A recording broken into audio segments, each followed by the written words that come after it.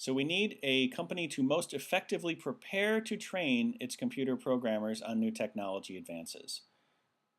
The correct answer will help them most to train computer programmers because new stuff is coming out every 2 years. So whatever plan is in place here, it needs to take into account new stuff every 2 years and prepare them to train the people. So A says they'll regularly survey employees to measure the impact of RPS. So finding out this information could be very helpful in a much larger program of training, but surveying people and finding out the answer doesn't actually prepare effective training, so this isn't it. Choice B, every 2 years they'll measure their losses. They probably should do that, but that doesn't do anything for training.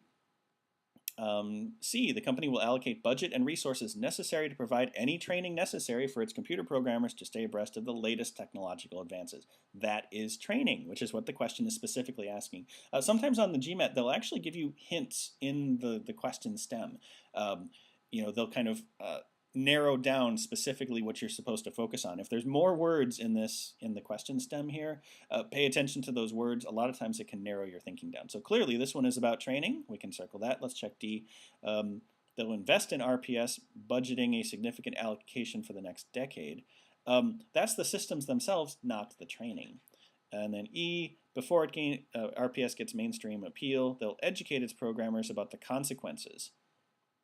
Sounds like training, but educating them about the consequences is not training them to learn the new stuff. It's just telling them, hey, something's going to happen, guys. Write that down. Something's going to happen.